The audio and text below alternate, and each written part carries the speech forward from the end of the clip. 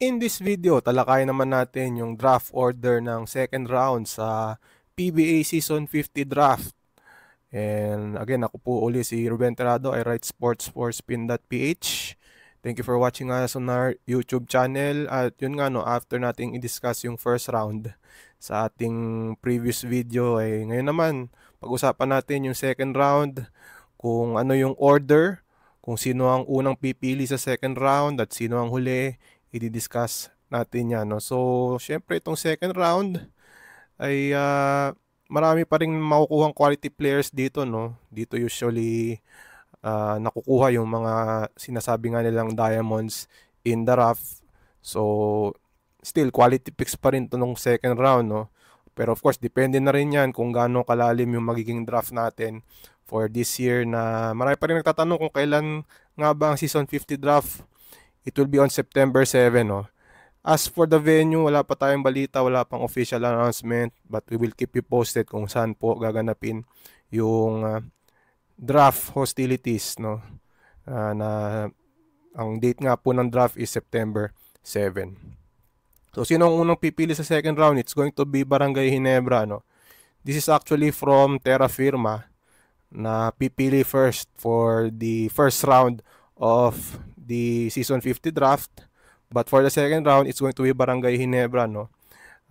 Again, kaya first pick ang Terra Firma sa second round dahil nga last place sila doon sa tatlong conferences natin sa Season 49.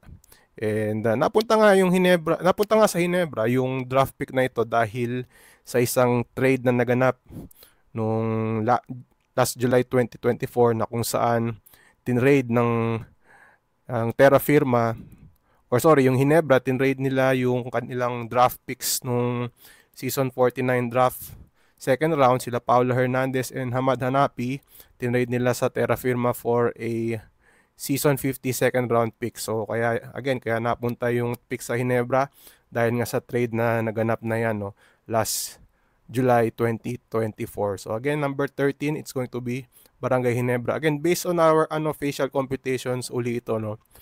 Like dun po sa ating unang video with the first round, ito po ay unofficial dahil wala pa po actually nare-release ang PBA with regards to the draft order, dahil baka may mga trades pang maganap and iba pang may mga iba pang dahilan, no. But again, based on our unofficial computations and based also from previous transactions, Barangay Ginebra will be picking at number 13. So they will be picking at 11 and 13 itong Barangay Ginebra, no. And then at number 14, it's Phoenix, no. Phoenix will pick at number 14. Wala namang previous transactions ang Phoenix. So they stay at number 14 with after placing 11 sa Governor's Cup, 12 in the Commissioner's Cup, and 9 in the Philippine Cup, no. So Phoenix, after picking at number 2, they will pick at number 14 sa second round based on our unofficial computations, no. And then at number 15, Blackwater, third in the first round and then 15th in the second round after those finishes, no. 9th in the Governor's Cup, 11th in the Commissioner's Cup, and 10th sa Philippine Cup. Susunod naman ng Northport, no. At number 16, they will pick at number 4 sa draft sa first round unofficially, and in the second round they will pick at number 16, no. Interesting itong history ng pick na to, no. Dahil actually itong pick na to ng Northport, pinamigay na nila dati yan sa San Miguel as part of the trade between Arvin Tolentino and Jimmy Malonzo, between Northport and Barangay Ginebra. Actually, na-involved din ng San Miguel dito sa trade na to.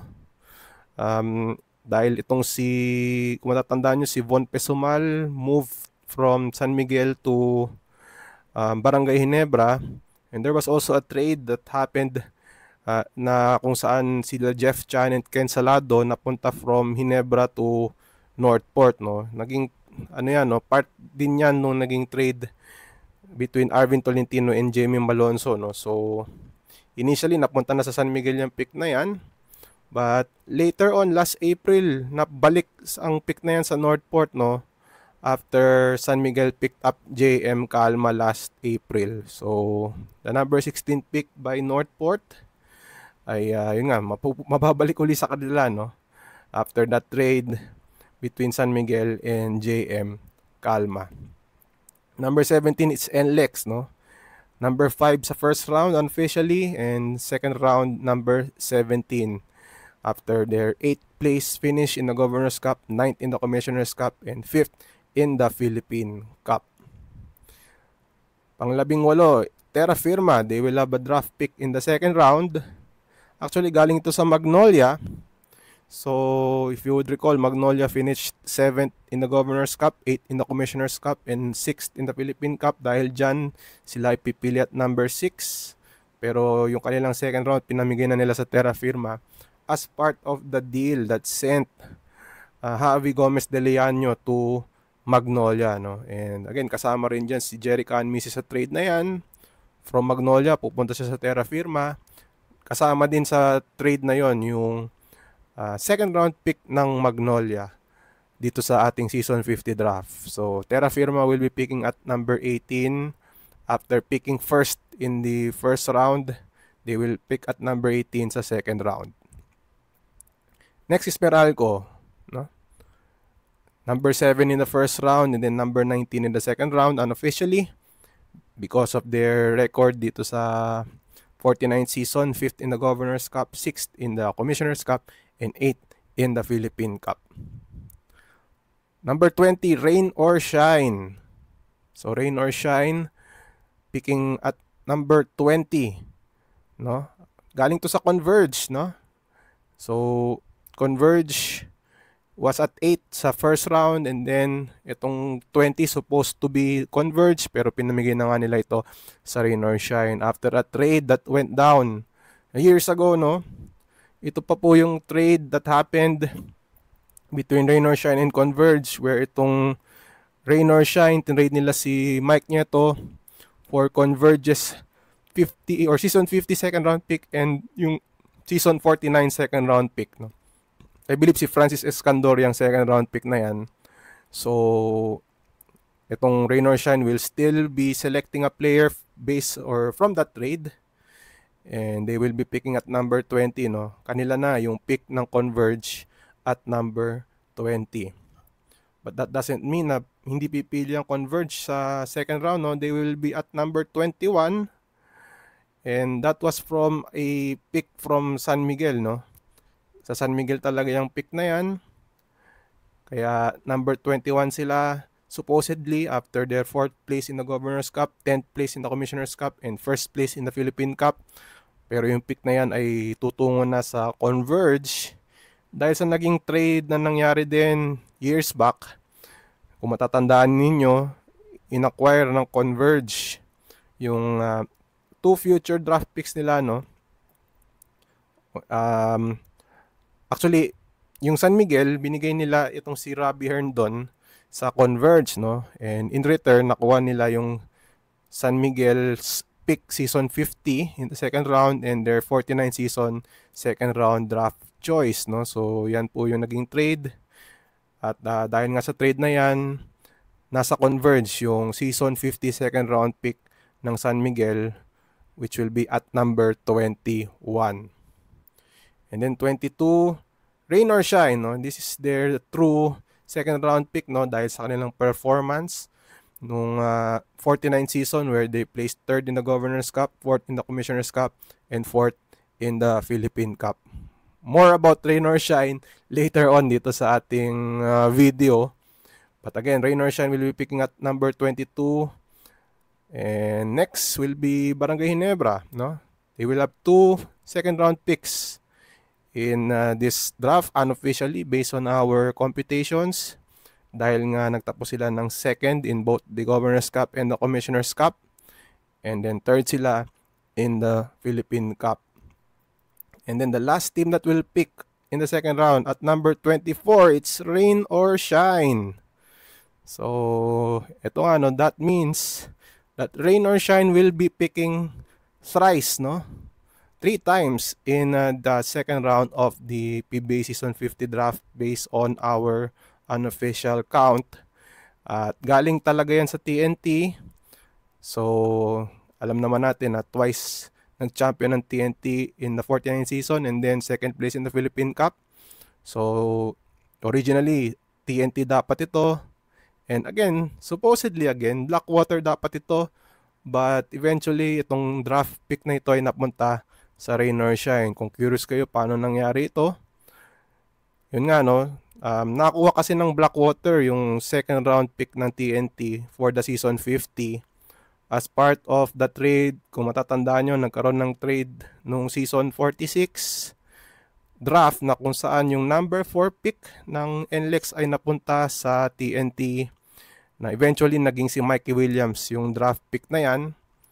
Ayan, kasama dun sa deal na yon yung season 50 second round pick ng TNT na napunta sa Blackwater dahil Blackwater yung naging conduit dito sa trade na ito between NLEX and TNT, trade between sister teams.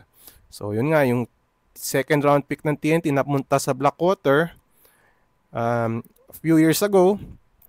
And then eventually itong second round pick na to ng TNT na napunta nga sa Blackwater, itong Blackwater naman ginamit itong second round pick na ito and their season 49 first round pick, no? Ginamit nila ito to get itong si Rain ng Batak from Rain or Shine. So nagkaroon ng trade between Blackwater and Rain or Shine. Part of the deal, yung season 50 second round pick ng Blackwater na supposedly from TNT.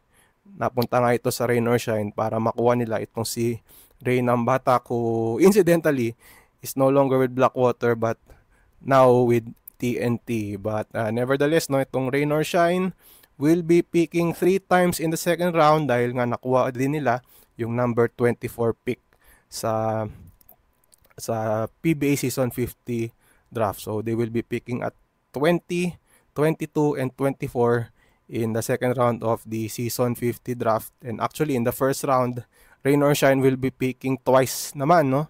They have the number 10 and the number 12 unofficially, no? Based from our count, unofficial count.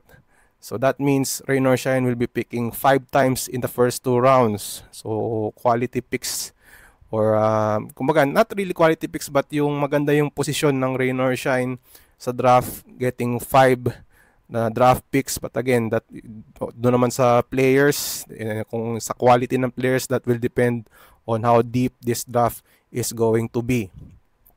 So yun, no, Rain or Shine.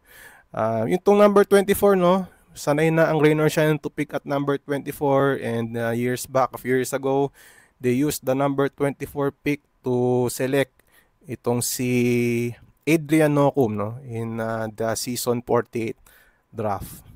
So again, Rain or Shine, no, getting a lot of picks once again, no, dito sa ating season 50 draft. So yan po yung second round, no. If you're going to ask naman yung third round and beyond, ito na po yung draft order, no. Wala na pong mga previous transactions dito, hindi po na iti-trade yung mga third round picks and beyond.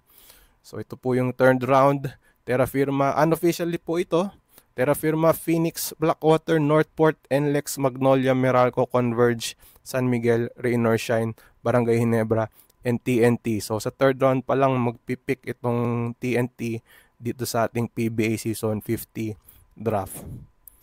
So yan po yung ating draft order, no, ng second round, third round, and beyond. No, kung hindi nyo pa po napapanood yung first round, ilalagay po natin sa ating description para rin makita nyo kung ano yung unofficial na first round draft order. Again, wala pa pong nire-release ang PBA with regards to the draft order. But most likely, yung ating mga ninagay dito sa ating video sa first round, second round, and third round, baka yun na rin po yung magiging draft order, no. Kung meron mang mga konting mali, konti lang, but yung as for the number of draft picks, like yung Rain or Shine, they will be picking 5 times in the first 2 rounds, ay halos cast in stone na po yan, no. As of our recording, no, unless meron pa pong trade na maganap. But as of this recording, Rain or Shine will be picking 5 times in the first 2 rounds. So yun na po, no, that concludes our video. Again, maraming salamat sa inyong panonood. Consider subscribing to our YouTube channel, and abangan natin yung magiging PBA draft, no, that will happen again on September 7. Maraming pong salamat sa inyong panonood. Again, I'm Ruben Terrado of Spin.ph. Consider subscribing to our YouTube channel and comment down below kung anong tingin nyo sa magiging PBA Season 50 draft. Again, thank you for watching. We'll see you next time.